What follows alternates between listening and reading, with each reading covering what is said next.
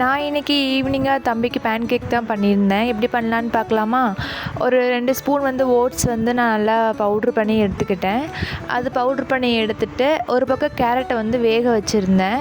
அதையும் எடுத்துகிட்டு ஸ்டீம் பண்ண கேரட்டை இதில் ஆட் பண்ணிவிட்டு நல்லா அரைச்சி எடுத்துகிட்டு இது கூட டேட்ஸ் கொஞ்சம் ஊற வச்சுருந்தேன். என்கிட்ட டேட்ஸ் பவுடர் இல்லை, அதனால நான் டேட்ஸ் ஊற வச்சுருந்தேன்.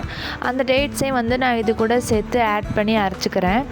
அது கூட 2 ஸ்பூன் ராகி மாவு எல்லாத்தையும் சேர்த்து மொத்தமாக அரைச்சதுக்கப்புறம் இப்படி தான் இருக்கும். இதுக்கப்புறம் ஒரு எக்கு ஆட் பண்ணிக்கிறேன். எக்கு எதுக்குன்னா பேன் கேக் நல்லா சாஃப்டாக இருக்கும், அதனால தான் ஆட் பண்ணதுக்கப்புறம் இதை ஆட் பண்ணும்போதே மிக்ஸி சவுண்டு கேட்டு தம்பி எந்திரிச்சிட்டான். சரின்னு அவனையும் சமாதானப்படுத்திட்டு கொஞ்சம் நேரம் அதுக்கப்புறம் தான் செய்ய ஸ்டார்ட் பண்ணேன். கடாயில் ஒரு ஸ்பூன் கீ ஆர் பட்டர் ஏதாவது ஒன்று ஆட் பண்ணிக்கோங்க. ஆட் பண்ணிவிட்டு இதில் 2 ஸ்பூன் ஊத்தாப்பம் மாதிரி ஊற்றி 2 பக்கம் திருப்பி போட்டு எடுத்துக்கோங்க. உண்மையாகவே செம்ம சாஃப்டாக வந்துச்சு. என்னோடய பேபிக்கு 11th மந்த்து ஸ்டார்ட் ஆச்சு. நீங்கள் இது 9th மந்த்லேருந்தே கொடுக்கலாம். கொடுத்துட்டு எப்படி இருந்துச்சுன்னு கண்டிப்பாக எனக்கு கமெண்ட் பண்ணுங்கள். உண்மையாகவே ட்ரை பண்ணி பாருங்கள். Tata, bye bye.